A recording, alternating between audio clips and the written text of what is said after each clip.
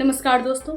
आज Cariappa parade ground में NCC cadets का जोश देखने लायक था, जहां प्रधानमंत्री नरेंद्र मोदी ने वार्षिक एनसीसी पीएम रैली का निरीक्षण किया। इस कार्यक्रम में रक्षा मंत्री राजनाथ सिंह भी मौजूद थे। एनसीसी कैडेट्स ने अपने अनुशासन, परेड और शानदार प्रदर्शन से सभी को मंत्रमुग्ध कर दिया।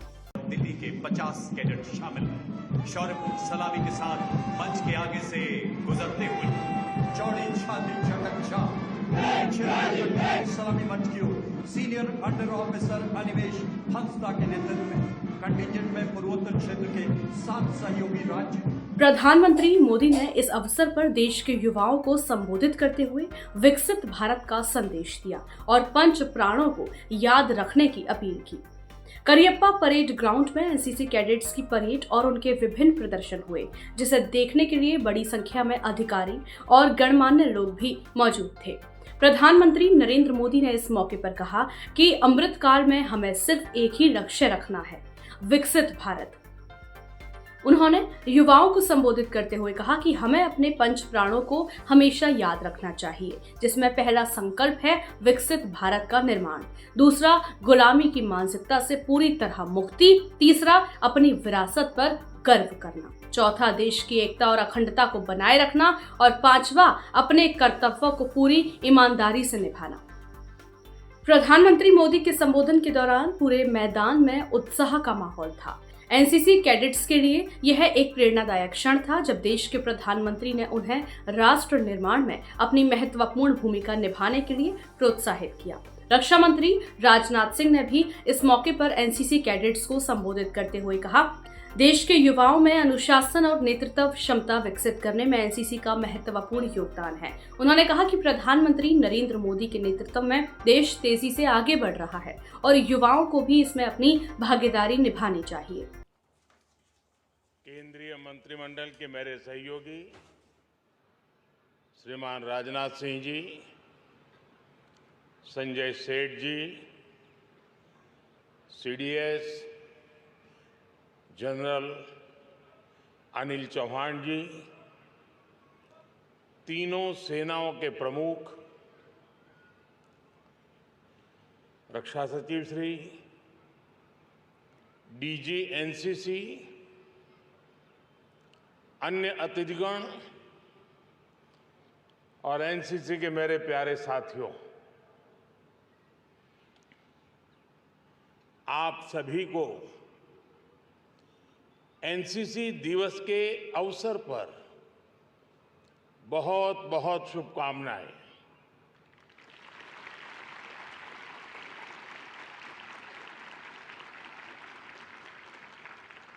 आज यहां हमारे बीच 18 मित्र देशों के भी करीब 150 कैडेट्स भी मौजूद हैं। मैं इन सभी कैडेट्स का भी स्वागत करता हूं।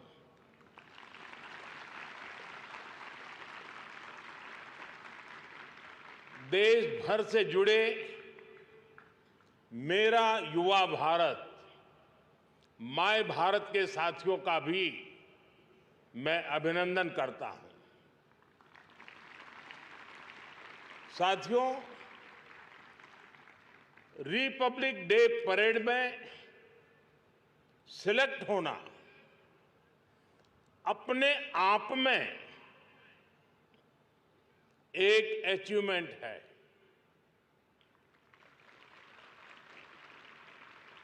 इस बार की परेड इसलिए भी खास थी क्योंकि हमारे गणतंत्र ने 75 साल पूरे किए हैं। दोस्तों, ये यादें जीवन भर आपके साथ रहने वाली हैं।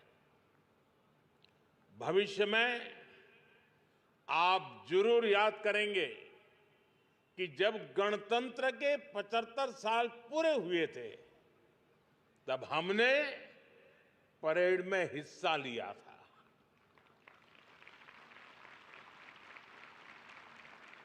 जिन साथियों को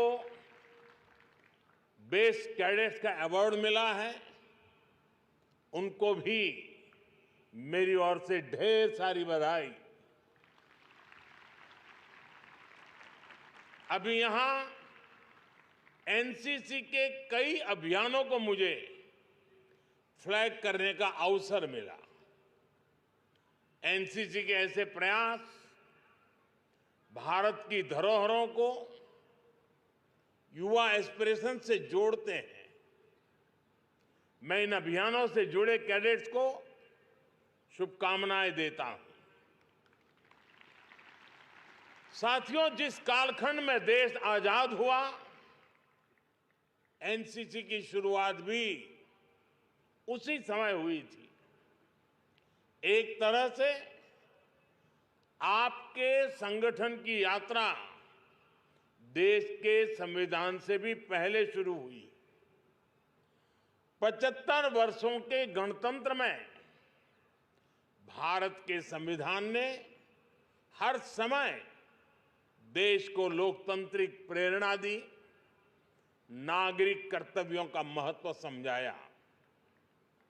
इसी तरह एनसीसी ने भी हर समय भारत के नौजवानों को राष्ट्र निर्माण की प्रेरणा दी और उन्हें अनुशासन का महत्व समझाया। मुझे संतोष है कि बीते सालों में एनसीसी के दायरे और दायित्व दोनों को बढ़ाने के लिए सरकार ने बहुत काम किया है। हमारे जो बॉर्डर के इलाके हैं, जो समंदर की सीमा से सटे जिले हैं, वहां एनसीसी का विस्तार किया गया है। आज देश के 170 से ज्यादा बॉर्डर तालुका और करीब करीब 100 कोस्टल तालुका में एनसीसी पहुंच चुकी है। मैं तीनों सेनाओं को भी बधाई दूंगा। आपने इन जिलों के युवा एनसीसी कैडेट्स को विशेष रूप से ट्रेन करने का जिम्मा उठाया। इसका फायदा आज बॉर्डर किनारे पर रहने वाले हजारों युवाओं को हुआ है। एनसीसी में रिफॉर्म का परिणाम हम कैडेट्स की संख्या में भी देख रहे हैं। 2014 में एनसीसी कैडेट्स की संख्या करीब करीब 14 लाख थी। आज ये संख्या 20 लाख तक पहुंच गई है। ये गर्व की बात है कि इसमें 8 लाख से ज्यादा गर्ल क्रेडिट है, हमारी बेटियां हैं। आज हमारे एनसीसी कैडेट्स डिजास्टर मैनेजमेंट में अहम भूमिका निभा रहे हैं। स्पोर्ट्स की दुनिया में भी एनसीसी कैडेट्स अपना परचम लहरा रहे हैं। मुझे गर्व है कि एनसीसी दुनिया का लार्जेस्ट यूनिफॉर्म यूथ ऑर्गेनाइजेशन है। साथियों, आप 21वीं सदी में भारत के विकास को, दुनिया के विकास को निर्धारित करने वाले हैं। भारत के युवा सिर्फ भारत के लिए नहीं, बल्कि फोर्स फॉर ग्लोबल गुड है। आज दुनिया इस बात को मान रही है। हाल में एक रिपोर्ट समाचार पत्रों में छपी है। इसमें जो बताया गया है वो बहुत ही अहम है। भारत में बीते दशक में युवाओं ने 1.5 लाख स्टार्टअप्स और 100 से ज्यादा यूनिकॉर्न्स बनाए हैं। आज दुनिया की 200 से ज्यादा बड़ी कंपनियों को भारतीय मूल के लोग लीड कर रहे हैं। ये कंपनियां ग्लोबल जीडीपी में लाखों करोड़ रुपए का योगदान दे रही हैं, करोड़ों लोगों का जीवन बदलने में मदद कर रही है। भारतीय वैज्ञानिक, भारतीय रिसर्चर्स, भारत के टीचर्स भी दुनिया की प्रगति को गति दे रहे हैं। यानी कोई भी सेक्टर हो, भारत की युवा शक्ति, भारत के टैलेंट के बिना दुनिया के भविष्य की कल्पना भी मुश्किल है। और इसलिए तो मैं आप सभी को फोर्स फॉर ग्लोबल गुड कहता हूं। साथियों, कोई भी व्यक्ति हो या देश, उसका सामर्थ्य तब बढ़ता है जब वो अनावश्यक बाधाओं से पार पा लेता है। मुझे संतोष है कि भारत में युवाओं के सामने अनेक बाधाओं को जो भी जम रही, हमने पिछले 10 साल में उन सारी बाधाओं को हटाने का काम किया है। इससे भारत के युवा का सामर्थ्य बढ़ा है, देश का सामर्थ्य बढ़ा है। 2014 में तो आप 10 साल या 12 साल या 14 साल के होंगे। अपने घर में जरा पूछिएगा पहले क्या हालत थे।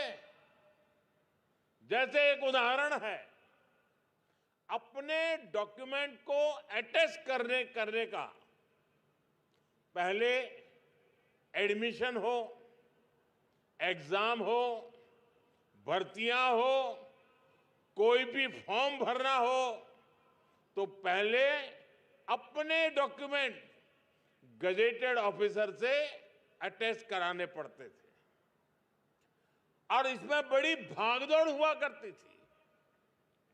हमारी सरकार ने युवाओं की इस मुश्किल को दूर किया और आप पर भरोसा किया।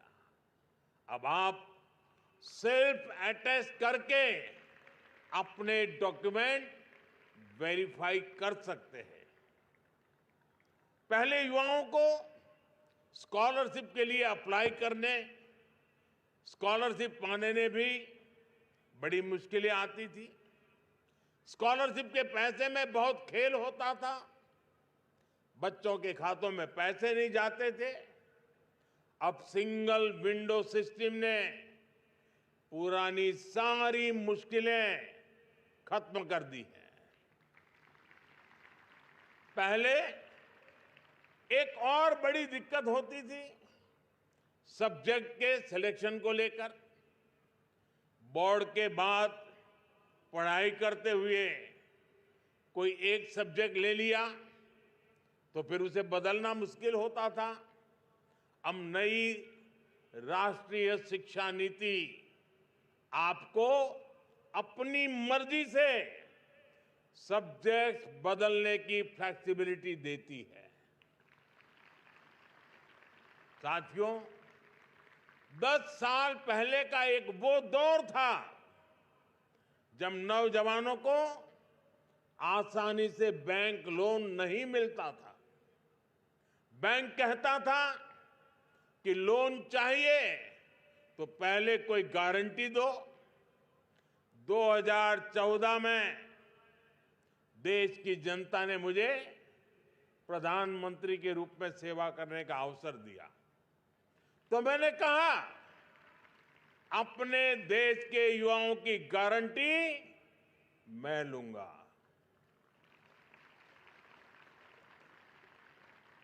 हमने बिना बैंक गारंटी लोन देने वाली मुद्रा योजना शुरू की।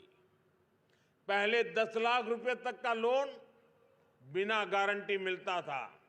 अभी सरकार के तीसरे टर्म में हमने इसे बढ़ाकर 20 लाख कर दिया है। 10 साल में हमने 40 लाख करोड़ रुपए से ज्यादा मुद्रा लोन के तहत दिए हैं। आप जैसे लाखों युवाओं ने इस लोन से मदद लेकर अपना बिजनेस शुरू किया है। साथियों, युवाओं के भविष्य से जुड़ा एक और अहम विषय है देश की चुनावी व्यवस्था। 2 दिन पहले ही हमने नेशनल वोटर डे मनाया है। आप में से भी बहुत से युवा फर्स्ट टाइम वोटर बने हैं। वोटर डे का मकसद यही है कि ज्यादा से ज्यादा वोटर पार्टिसिपेट करें, अपने अधिकार का उपयोग करें। आज भारत में दुनिया के सबसे बड़े चुनाव होते हैं, लेकिन इसका एक पक्ष ये भी है कि भारत में हर कुछ महीने में चुनाव ही चुनाव चलते रहते हैं। आजादी के बाद काफी समय तक ऐसा होता था जब लोकसभा और विधानसभा के चुनाव एक साथ ही होते थे, लेकिन फिर ये पैटर्न टूट गया। इसका देश को बहुत नुकसान उठाना पड़ा है। हर चुनाव में वोटिंग लिस्ट अपडेट होती, बहुत सारे काम होते, और आपने देखा होगा इसमें अक्सर हमारे टीचर्स की ड्यूटी लगती है। इसके कारण पढ़ाई प्रभावित होती है, परीक्षाओं की तैयारियां प्रभावित होती हैं। बार बार होने वाले चुनावों की वजह से गवर्नेंस में भी मुश्किलें आती हैं। इसलिए आजकल देश में एक बहुत ही महत्वपूर्ण डिबेट चल रही है। सब लोग इस विषय में अपने अपने विचार रख रहे हैं, और लोकतंत्र में ये मंथन बहुत आवश्यक है। हर कोई अपने विचार व्यक्त करे, जरूरी है। और डिबेट क्या है? One nation one election. Lok Sabha और विधानसभा के चुनाव एक साथ हो और हर 5 साल उसका समय जब निर्धारित हो तब हो, तो बीच में जो नए नए काम रुक जाते हैं उससे मुक्ति मिलेगी। भारत के युवाओं को भी मैं आज विशेष रूप से आग्रह करता हूं, एनसीसी के कैडेट से आग्रह करता हूं, माय भारत के वॉलंटियर से आग्रह करता हूं, एनएसएस के साथियों से आग्रह करता हूं, हम जहां भी हो इस डिबेट को चलाएं, डिबेट को आगे बढ़ाएं, डिबेट का नेतृत्व करें। हम बहुत बड़ी मात्रा में इस डिबेट के अंदर हिस्सा लें। ये सीधे सीधे आपके फ्यूचर के साथ जुड़ा हुआ विषय है। अमेरिका जैसा देश भी नई सरकार बनने की तारीख तय है। वहां हर 5 साल में 4 साल में चुनाव, वहां हर 4 साल में चुनाव होता है।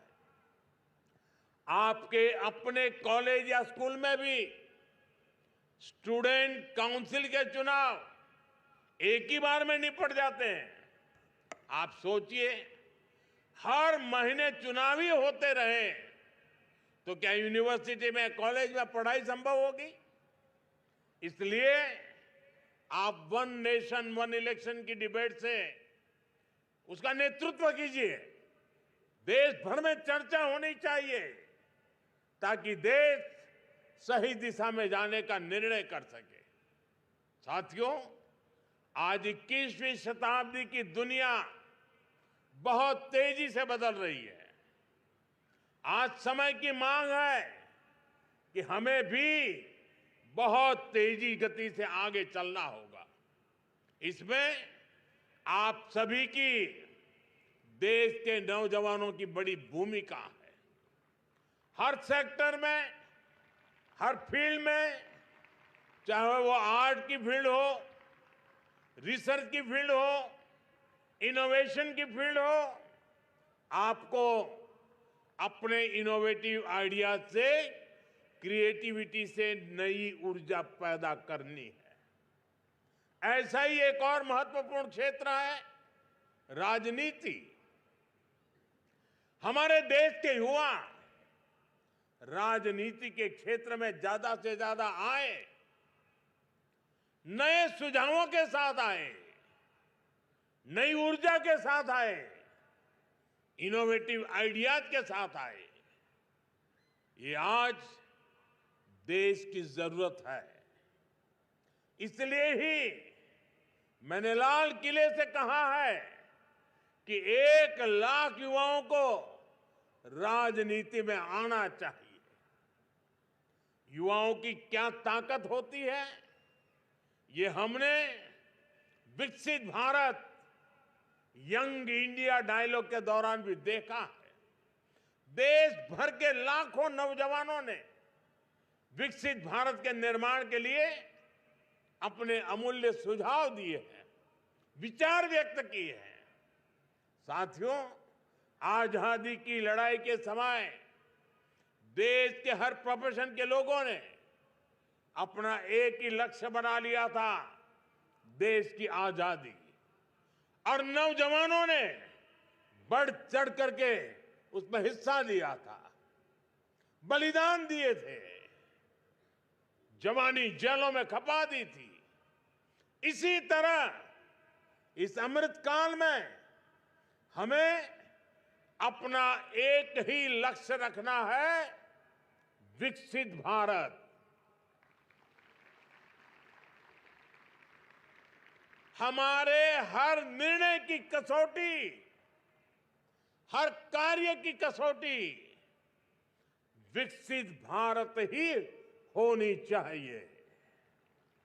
और इसके लिए हमें अपने पंच प्राणों को हमेशा याद रखना है। पंच प्राण यानी हमें विकसित भारत बनाना है। हमें गुलामी की हर सोच से मुक्ति पानी है।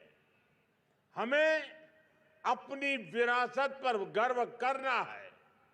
हमें भारत की एकता के लिए काम करना है और हमें अपने कर्तव्यों को ईमानदारी से निभाना है। ये पंच प्राण हर भारतीय को दिशा देने वाले हैं, हर भारतीय की प्रेरणा है। अभी आपने जो शानदार कल्चरल परफॉर्मेंस दी है, उसमें भी इसी की झलक दिखाई देती है।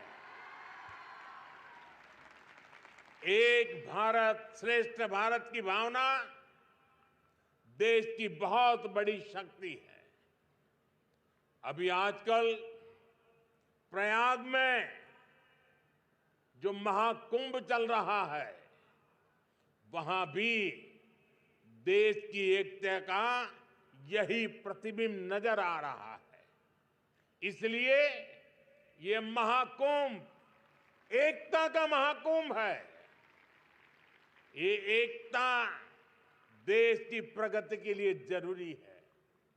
साथियों, आपको अपने कर्तव्यों का भी हमेशा ध्यान रखना है। कर्तव्यों की नींव पर ही भव्य, दिव्य, विकसित भारत का निर्माण होगा। साथियों, आज जब आपके बीच आया हूं, आपका ये जोश और जज्बा देख रहा हूं, तो किसी समय मैंने कुछ पंक्तियां लिखी हैं। वो पंक्तियां आज मुझे याद आ रही है। किसी समय मैंने लिखा था, असंख्य भुजाओं की शक्ति है, असंख्य भुजाओं की शक्ति है, हर तरफ देश की भक्ति है।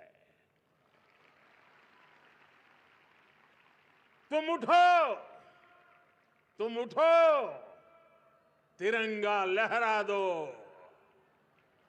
भारत के भाग्य को फहरा दो।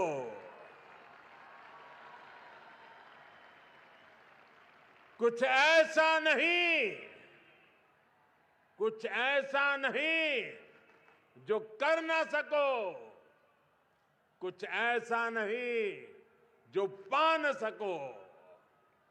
तुम उठ जाओ,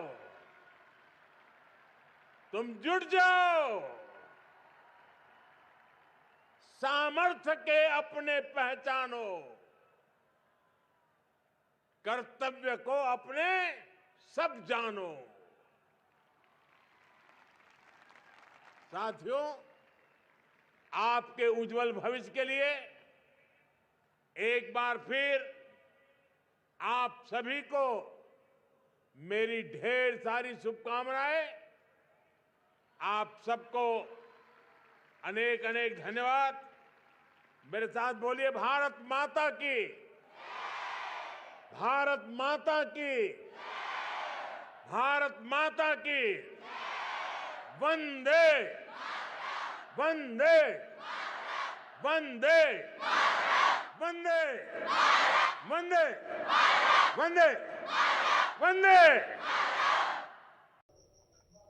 कार्यक्रम में शामिल एनसीसी कैडेट्स भी बेहद उत्साहित नजर आए। कार्यक्रम के अंत में प्रधानमंत्री मोदी ने एनसीसी कैडेट्स से मुलाकात की और उनके साथ बातचीत की। उन्होंने युवाओं को अपने सपनों को साकार करने और देश के विकास में योगदान देने की प्रेरणा दी। प्रधानमंत्री मोदी का संदेश साफ था, युवा ही देश की ताकत है और हमें मिलकर भारत को विकसित राष्ट्र बनाना है। तो दोस्तों, आपको क्या लगता है, प्रधानमंत्री मोदी का यह संदेश देश के युवाओं को कितना प्रेरित करेगा? हमें कमेंट में जरूर बताएं और इस वीडियो को लाइक और शेयर करना ना भूलें।